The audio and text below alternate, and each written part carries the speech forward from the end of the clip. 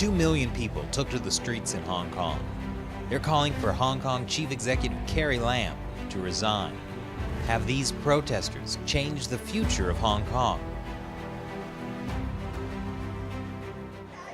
This is China Uncensored. I'm Chris Chappell here in Hong Kong. On Saturday, Carrie Lam said the Hong Kong government was going to postpone the controversial extradition bill. But as you can see by the massive protests all around me, that may not have been enough for the people of Hong Kong. What you're looking at is a lot of very, very mad Hong Kongers. It's over a proposed extradition bill. If passed, it could allow the Hong Kong government to extradite people in Hong Kong to mainland China for trial. And Carrie Lam, the Hong Kong chief executive, did not really seem to understand how upset people were. This is what she said a day before the protest. I feel deep sorrow and regret that the deficiencies in our work and various other factors have stirred up substantial controversies. But she didn't stop at that stunning apology. She also said the Hong Kong government would postpone voting on the extradition bill. But is that enough for the people of Hong Kong? Well, let's ask them. Not quite, because she still said that people do not understand why this bill has to be passed. But I don't think so. I think it is a difference in value. Well, I think it's certainly it's a wise decision to postpone the review the ordinance and make more of a social awareness of the people of Hong Kong need. Also extremely important, it's the lack of faith in Beijing. Beijing must show more good faith, not just to Hong Kong, but to Taiwan, Philippines, and the general neighbourhood.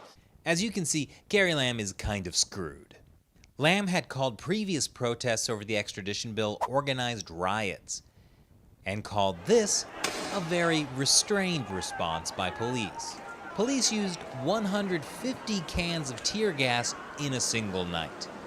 By comparison, in the entire 79 days of the 2014 umbrella movement, they only used 87 cans of tear gas.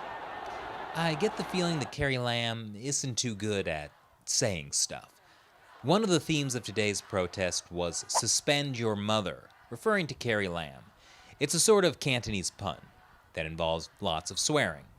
Anyway, the protesters were demanding that Lam stop labeling the protests as riots and release students who were arrested. They also wanted her to fully withdraw the extradition bill and, resign. But since the protest was on Father's Day, it was also a fun event for the whole family. Why did you choose to spend your Father's Day like this? It's not my choice, it's the government choice to push us all together to do the protesting. And I think we are doing the right thing, definitely.